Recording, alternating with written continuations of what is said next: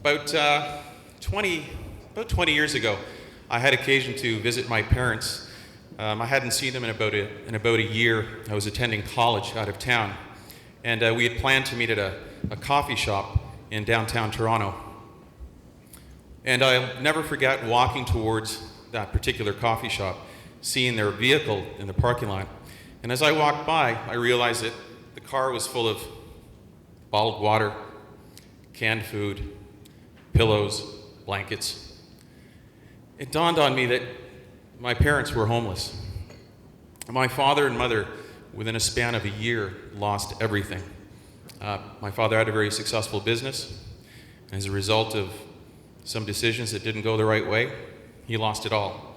And so the moral of the story is that affordable housing is a significant and important issue, and you'll never know when you might need it. So my first question, Daryl, you really were behind putting this panel together. It'd be great if you could sort of talk about why you wanted to do this. Well, I can think about the words, our market in multifamily rental is really slanted towards pre-marriage and pre-death, it seems, because we can get the rents there. But if we go through our province, we can see the deterioration of the free market in affordable housing. And I have had the opportunity to work in the United States, southern United States, own properties, multifamily, and understand the difference between what has happened since 1971 in Canada with Edgar Benson's bringing in the capital gains tax all the way up to large development fees that really start stifling our ability to really help in a broader market. We all know that throughout the whole province there's a real serious issue. I am certainly a free market capitalist who says there's a gap in the market here. This is an audience with some of the most powerful folks in the country, and I think it's high time that we went through and drilled this and took our industry back from socialized housing. Mr. Jones probably has the most difficult job in Canada. Randy and I just had a brief discussion with him, and I joked, of course, and said that when Gene first came to Toronto about 11 months ago, he had a full head of hair. But Gene, TCHC manages over 60,000 rental units in the GTA, making it the second largest landlord in North America. Now, how did you come to join TCHC? Good morning, everyone. You don't mind if I stand, do you? It's tiresome. Learning new languages. You know, I say process, you guys say process. I say progress, you say, or project, you say project. So I have to learn all these different types of things. I was sitting at my computer one day, almost a year ago to this day, and this news flash came on my computer. Would you be interested in going to Toronto to be the president CEO of the largest social housing provider in Canada? So I'm sitting here thinking, that would be like someone coming from London to manage New York City Housing Authority. What would be the chances of that? I thought to myself and said, you know what, I have nothing to lose, have everything to gain. So I applied for it.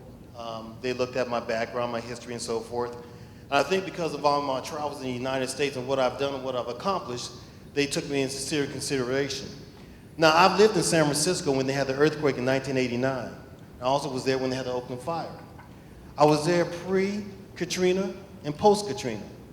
So when I came to Toronto, I said, now what kind of travesty can I bring to Toronto? I thought this year we were going to have a major snowstorm, but you guys still complained that it was so cold and everything.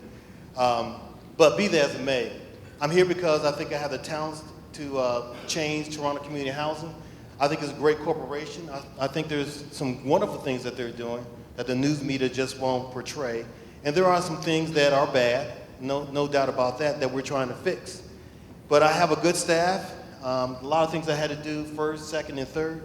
But I think we're on the right track, and I think because of the community support, the federal support, the city, the public, and everything else, I think we can see our way through. Now, it's amazing that everyone sits there and says, Gene, you got the toughest job. Everyone has a tough job. I just have to do my job a whole lot better than anyone because, of course, I'm American. And so people were really chastising the board and said, why would you bring an American in here when there's all these Canadians that could do the job? And I think they took a chance on me to perform in a different way because I have no obligations to anyone here in Canada. I can come here fresh, I can say what I want to say and blame it on being a dumb American. I just don't know. And so I can get away with those types of things. One thing that I always stress is I speak my mind, I'm direct. I'll tell you what I'm going to do, what I'm not going to do. If I can do it, fine. If I can't, I'm going to tell you. So it's no strings attached to me.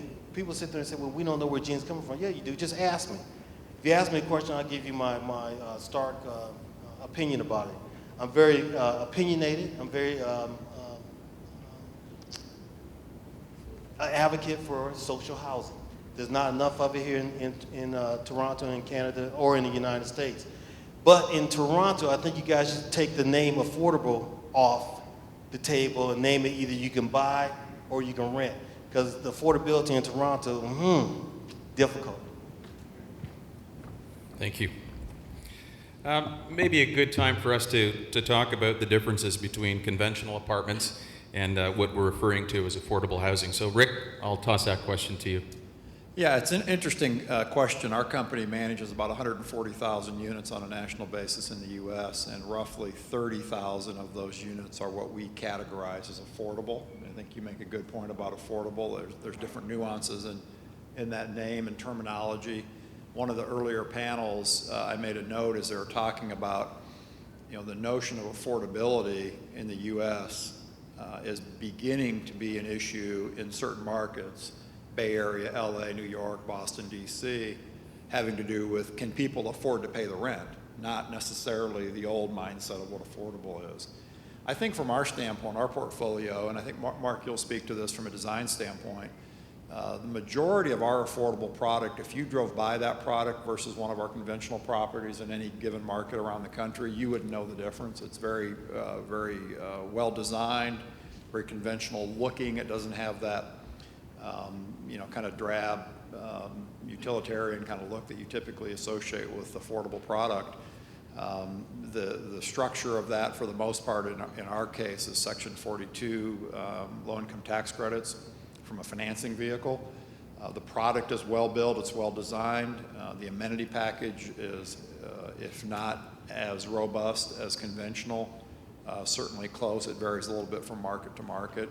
And then the level of services, resident services that we offer in those properties, a wide variety of things that we do for our resident base that really is a real differentiator. And our product tends to be split between designated as family properties as well as a designation for seniors. So, the nuances of those and what we offer and how we operate, and certainly from a design standpoint, there's some peculiarities with that. But for the most part, our affordable product is very high quality. From a aesthetic standpoint, it often is locationally challenged. It's typically in lower income neighborhoods, but from a physical real estate standpoint, it's very nice, very high quality properties. There are a few exceptions to that, but for the most part, it's a pretty nice product. Randy, do you care to give a Canadian perspective on that? Sorry, Kim. Do you care to give a Canadian perspective on that? I do. We back in 2002 or so, at that time I was living in Edmonton, Alberta, there was an interesting observation because the markets had turned and the world had changed almost overnight. And where we were working with vacancies of 4 or 5% in our residential products, we suddenly found ourselves working at turnover. And that was great. That's a great story. Rents began to uncoil to the point where we weren't anywhere near feasibility or replacement costs in Alberta. We began to see a clear path to where that was going to happen.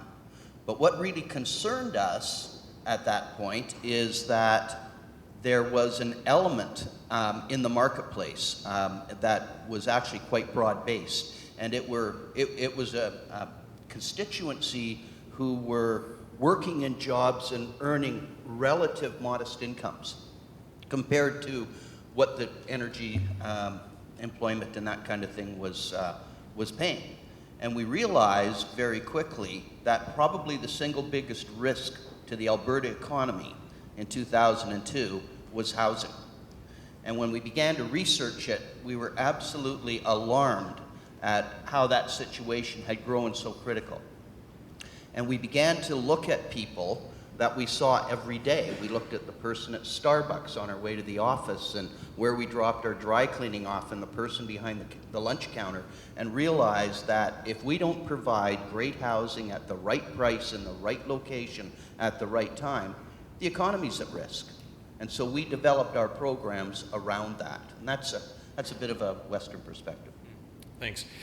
Gene, you had said that you've been with TCHC now for about 11 months, and I think we'd all be interested to find out what some of the projects you've been involved in and what the future holds. Well, we finance some of our mortgages. As you know, well, you don't know this, we just got passed in City Council. We're bringing in probably about $128 million that's going straight to our state of good repair. As you may know, that we have close to $1 billion capital backlog of all of our developments, and so we're looking at ways in which we can reduce that.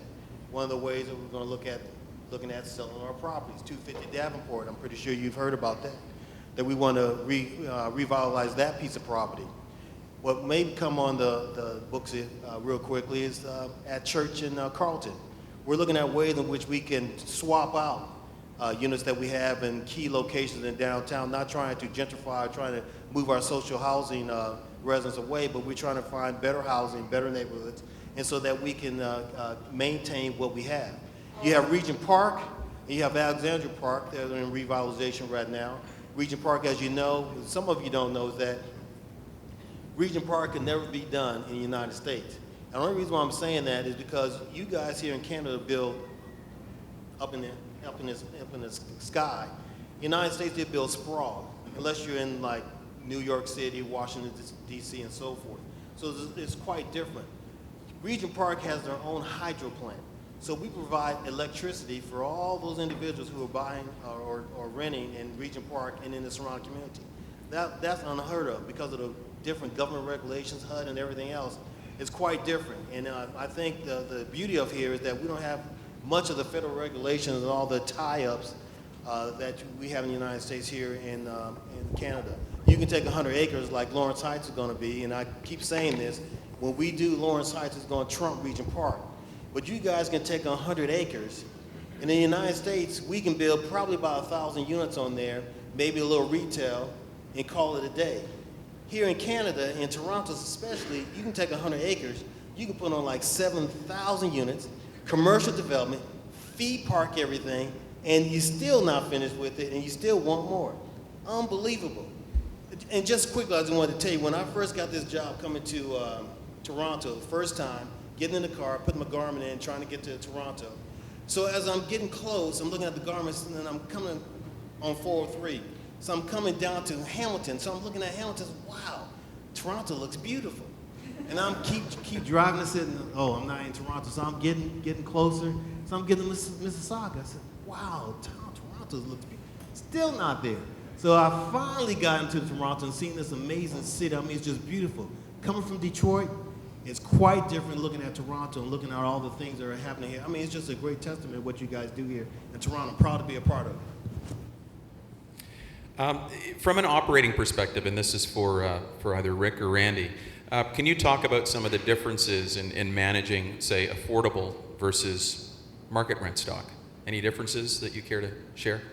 Yeah, I might just comment on it. There's a number of differences, and certainly the leasing process is somewhat different because of the regulations that Gene spoke about in the States, because of the tax implications in the Section 42 program or Section 8 or some bond financing regulations. There's all sorts of paperwork that needs to be filed as part of the leasing process and then ongoing. We label this all as compliance. We in our company have a dedicated department of about 10, maybe 12 people, and that's all they do is compliance. They're monitoring, managing the whole aspect of, does the incoming resident meet the qualifications? Are they income certified coming in the door? And then as they go through the process, are they on an ongoing basis recertified? So that's one significant component. I think the other is because of that distinction between a family and senior, the leasing process is quite a bit different. Obviously, the seniors are looking forward. In many cases, they're coming out of a home. It's a longer process. Typically, once they move into your apartment, they're not moving out until some other life event occurs. But that process is different. And then the staffing associated with those properties. Again, I talked about resident services, being able to provide that level of care and expertise, that servant heart attitude in terms of taking care of people and managing those various services is different. The expense load tends to be different just because of staffing and other things. But at the end of the day, we're in the business of providing quality housing, and it doesn't matter whether that person's paying, $200 towards their rent or whether they're paying $2,000. Our approach to it is it's quality housing. There's an obligation we have as a housing provider to treat that housing with the respect. It's a very personal thing, housing obviously, and to provide a great level of service and to really not make that distinction of affordable convention. It's a conventional or affordable.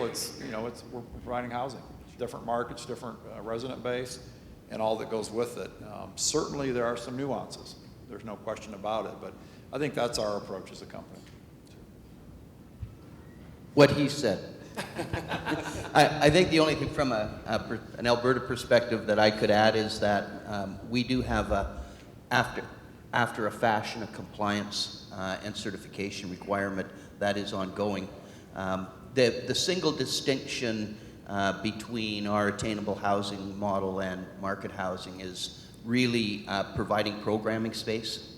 And our programs are a lot more intense. So they're informative, they're community driven.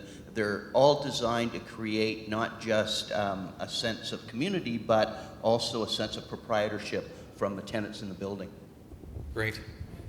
I think the key there is that there is no distinction from a customer service perspective, and we're there to offer a good service, a good product.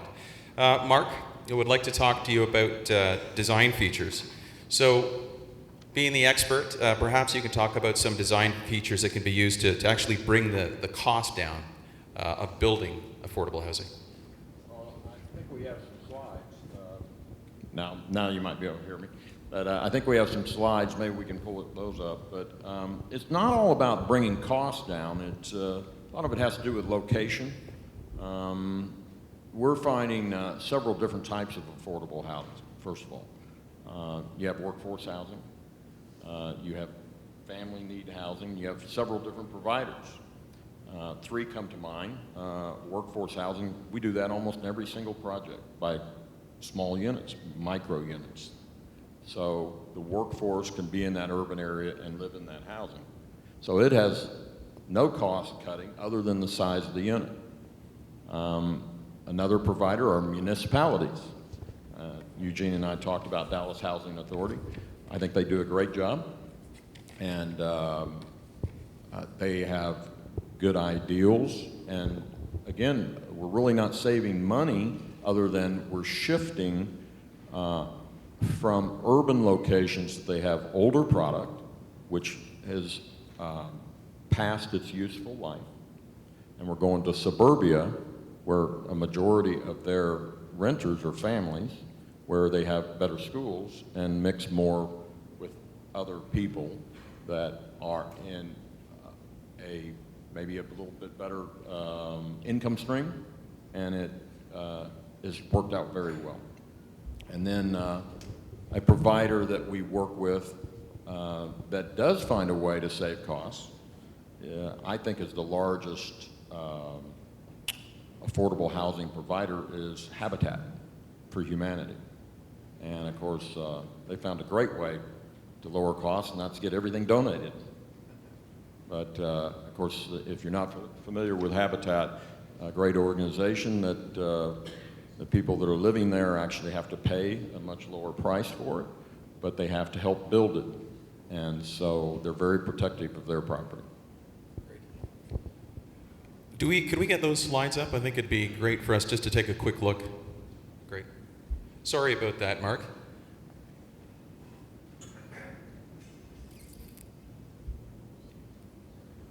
Just real quickly, this may hopefully look like a single-family home to you, but it's not. It's a fourplex, and that was for Dallas Housing Authority, where they were mandated to build in wealthier northern part of the city areas. And I was tasked with getting to meet with the homeowners association in the area. And after the yelling and screaming stopped, I explained, this is going to happen. So our plan is to design something that's great for the residents who are going to live there, but also fits in the neighborhood. And I never had the heart to tell them the product we designed looked better than what they live in across the street. But the housing authority didn't want any garages, and we said, well, how are we going to make them look like homes unless they have garages?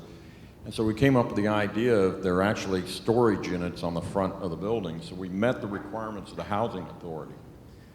But what's really makes me feel good is little Johnny, who gets selected to live in this home, and there are four homes in each one of these buildings.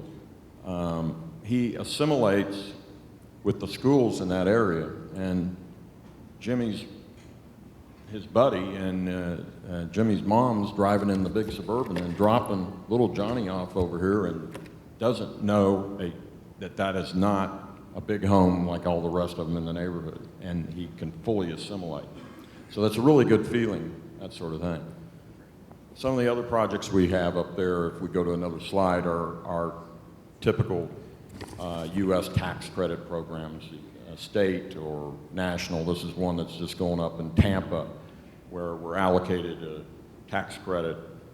And so, maybe it's a 40-60 split between affordable component and a market rate component. And then there might be one other slide. So that's the type of things we're doing.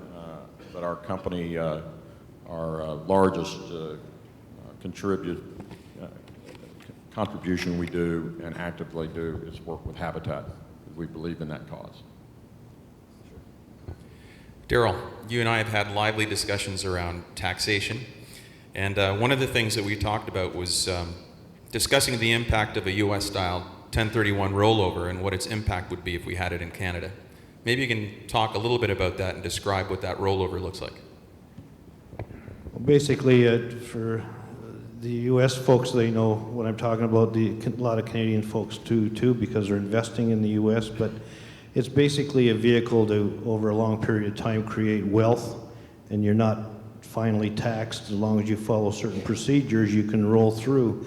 We know in Canada, we hear it every day that we can't sell because we got capital gains to pay, whereas if you follow certain procedures, you can actually grow. So the theory goes that I can sell my 50-unit building and I want to build or buy a 100-unit building because I want my estate to grow.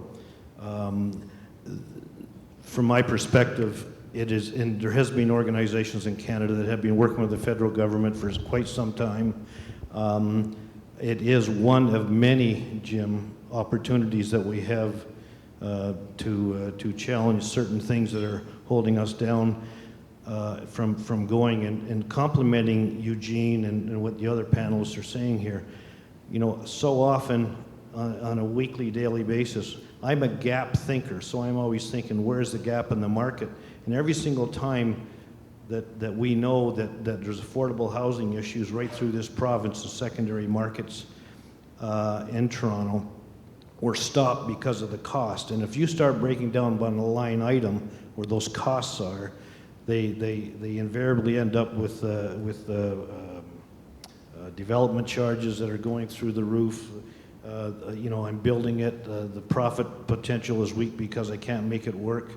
And I am just very much an advocate of, and we have a lot of young developers in the room that are a lot younger than me, so I haven't got as long ahead as I have behind, but through the reality of all these years, I've seen the government's claw back on our ability to actually be providers of affordable housing.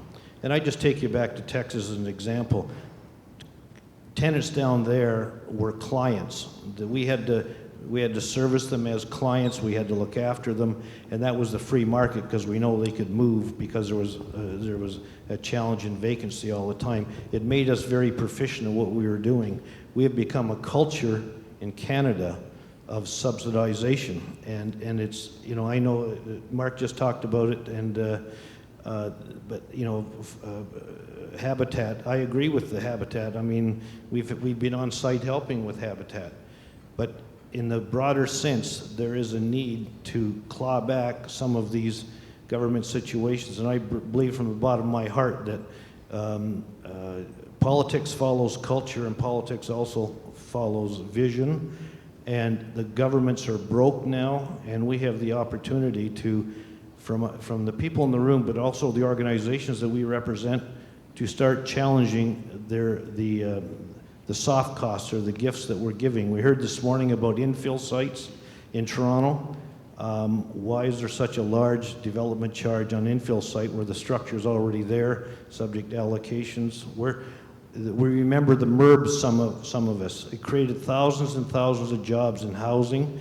What it did was allow investors to invest in the product and write it off against other income. The government's lost virtually no income money through that, but it created all kinds of work, all kinds of suppliers, housing for thousands of people. Why can't we bring that back? They don't have the ability, and the challenge that we have is that we're relying on the governments to come with their programs at any specific time where the market goes begging for the need to get a shovel in the ground. Great, and actually that's a good segue into a broader question, and this is for all the panelists. Feel free to chime in when you're ready. But you know, what can be done at all levels of government, taxation, financing, design, you name it, to make private sector for profit affordable housing work? What can we do?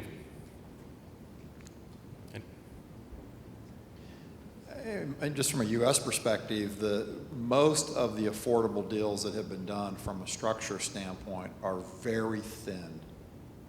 Part of that has to do with the rent limitations that you have in a given market, the financing structure, there's a secondary market for the resale of the tax credits that tends to fluctuate.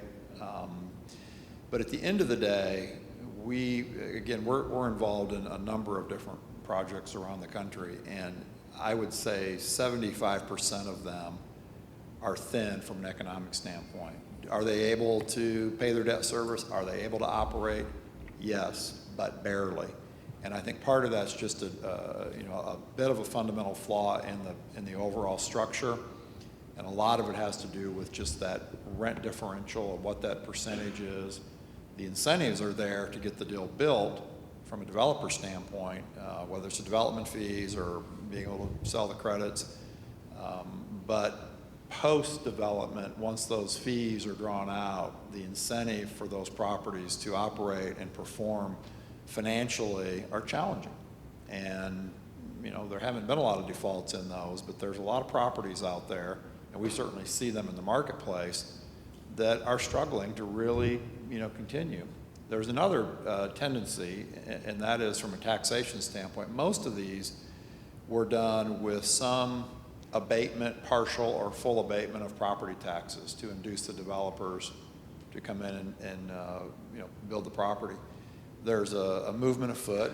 Every municipality in the country is looking for money.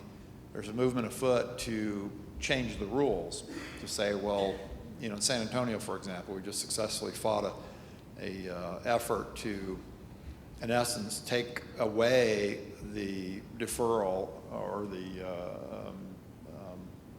partial elimination of property taxes on existing deals. Well, if the deal structure was put together that way and you take away that incentive after the fact, that's not necessarily fair. I can see if you want to do that on the front end, because then that changes your dynamics. You can decide whether you want to do that. But there's a movement of changing the rules and more regulatory oversight, which is challenging in an already challenging space. I think a couple of things. We have attempted to roll the time clock backwards in products whereby we would look to we would look to one of the orders or all the orders of government to provide enough funding that we can create a pro forma that is feasible and shows a return. And what's really important, I've found in talking to all orders of government, and we've stumped this not just provincially and municipally, but also federally, is that we have to be allowed as developers to make a profit and provide high-need housing. If we're not allowed to make a profit, then our expertise is off the table. If our expertise is off the table, government, who has a dearth of expertise in this area in the first place, and that's pretty much all orders of government, are pretty much on their own with an issue that it's going to take a community to resolve. So one example is we've rolled back the cost clock with a single contribution from 3 orders to government into a housing project. We picked a project in downtown Edmonton on a very key location. We also worked with the city, and we unhooked the development process in that we unhooked the parking requirements for a TOD site from the actual development of the building, and as the developer, we took the risk on whether or not we were building enough parking in, and when you're building structured parking, this has a huge impact on cost. Many of the comments that Mark made that have made these units effective have been workforce housing. I love that term. And building smaller units, but absolutely killer looking. Like, they're just great units and they're great buildings with a grocery store across the street and churches nearby and a park and nightlife and a wonderful, wonderful location connected to employment districts. And it's high-need housing and it's first class. It worked. So that's one method of many. Gene, would you like to offer up on that? I can't add anything more to that. Okay. Daryl? Just to piggyback on Randy, the idea of design, unit design, when we start penciling out, I can share just recently where we were penciled out a 550 square foot unit. It was just built, I think at $1.50 a foot, and at least up like overnight. But those same people, workforce people, cannot pay that $1,000 a month or $1,100. So it's design of units, new units that give some people hope and some pride. And looking at other people I'm working with in the room right now, suggesting that 2-bedroom, 2-bath homes that allow maybe a cohabitation, give people hope, give people something that we can get our numbers. But I go back to the fundamental challenge. We're dealing in a subsidized housing environment in both countries now, and we're doing it, and so we are subject to government's whim about when they can supply dollars to us, and there's a market going wanting. And I can only speak strongly about Ontario. There are possibilities. Politics follows culture, and we just need to be pushing harder on that and let the politicians know that let us get back to work. Let us build what there's a huge gap in the market for. We can be the design people that can make it work. Just get rid of all of these things that are just gifts to you without adding value. Great. Now, when you build affordable housing, or any housing for that matter, the cost of land is always a significant consideration. Gene, this is for you. Now, are there any opportunities in TCHC's portfolio for redevelopment or other opportunities you'd like to share? Well, I think I'll share 2 of them. One is the 250 Davenport. We're going to look at Church and Carlton. And then we're looking at 41 other properties around the Greater Toronto to look at revitalization, looking at developers, looking at the city of Toronto, and coming up with a deal that makes sense to us.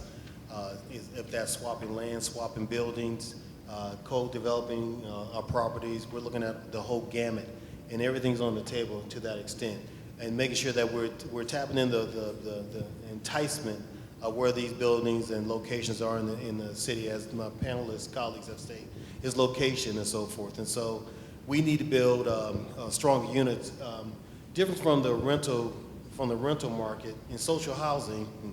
The sad thing about it, our residents are living there forever.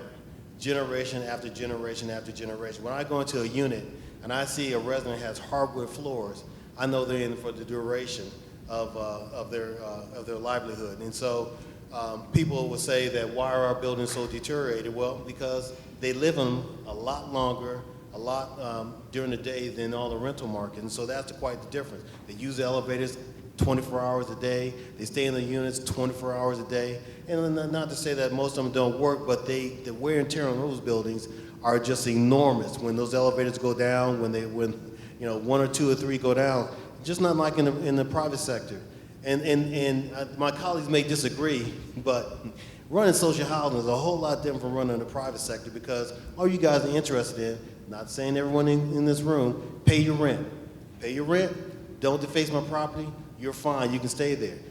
I, on the other hand, have a different scenario, because I have to deal with all host of problems. If it's mental illness, if it's abuse, those types of things, I got to go to the landlord-tenant board. It takes me maybe 6 months. I win, I have to appeal. It takes me another 6 months. Chaos is still there. Not to say I'm being jealous, but I am jealous. We just have a different scenario that we have to work with, and I think some of the things that the private sector does, they do well. We're trying to hone in those skills, but we also, it's just a different world in which we live in. I think it's getting better, but it's not, we have never told our residents to be accountable for where they live at. And they feel like it's an entitlement program, that they can live there forever and ever. And that's why I made that comment about affordability. When someone comes and told me, you know, Gene, you need to improve on your home ownership program, I started laughing at them. I said, where? Where can most of my residents who are earning maybe $30,000 and less, how can they afford to live in a unit here in the greater city of Toronto? It just can't happen. You compare Detroit to Toronto, you're talking about a 600 square foot home, condo, you're paying about $600,000, $7,000 in Detroit will buy you a mansion and a free car, a new car, and furnishing for the whole new place. And it's just amazing here. Home ownership works in the United States somewhat. It's a numbers game. It's the aftermath. But in Toronto, that's a different. It's hard. I have one resident since I've been here who has successfully, I think it's because of Habitat for Humanity, has moved into a home. I mean, you know, people say, well, just as long as you have one successful case. No, one is just not enough. How can we do the affordable? I keep saying affordable. How can we build units that people can rent? Because a lot of people, as I said before, do not want to own. And how can you build something that people can pay for when they want to own? And I think that's the question. Where is that balance at, and how can we get them to the promise, to the pearly gates? And that's been an issue. Something I have to dwell on all the time, and with the help with the community and the private and the public, I think we can do that. But we all got to come together. It's just not TCHC's problem. It's not the city of Toronto. It's all of us in this room. Gene, we deal with, on our senior properties, we don't want them to get to the pearly gates. We want them to stay a little bit longer. But I might just comment on the obvious difference here is, in the States, there's a movement afoot where they're beginning to talk about, and some municipalities actually do this, where they're limiting the amount of time that a resident can stay in a particular public housing. There's a number of cities around, and the reality is there's a shortage of housing.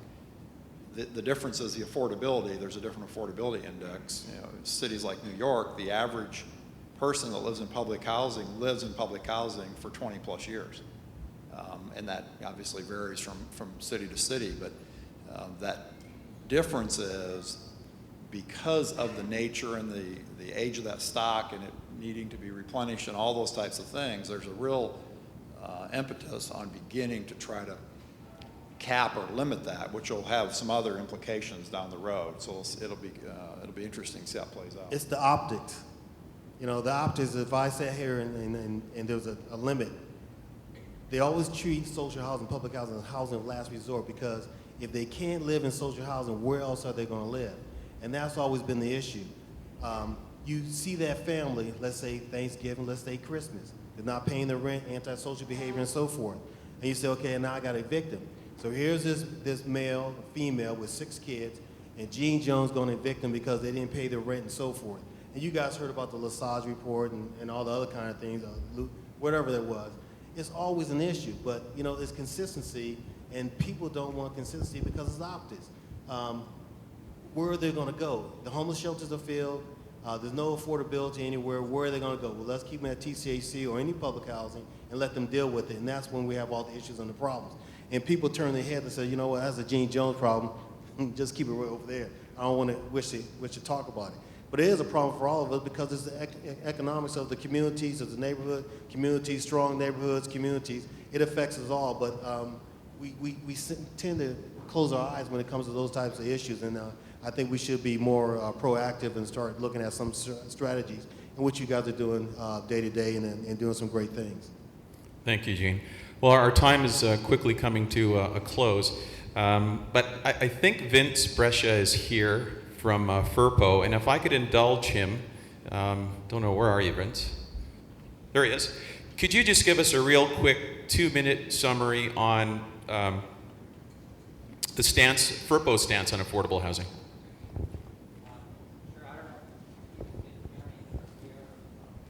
Come up here, Vince. And then right after that, we'll break for lunch. But I truly appreciate everybody's patience.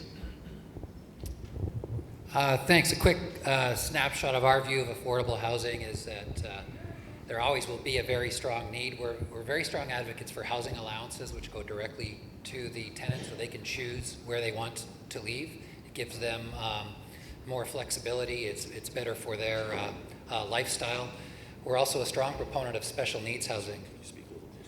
We're a strong proponent of special needs housing where there's a major shortage right across the country, actually. We don't have any government-oriented supply programs to deal with people who have special needs, and it's not just Gene who has to deal with these people. A number of my members struggle with people who need assistance and need a more dedicated assistance living space.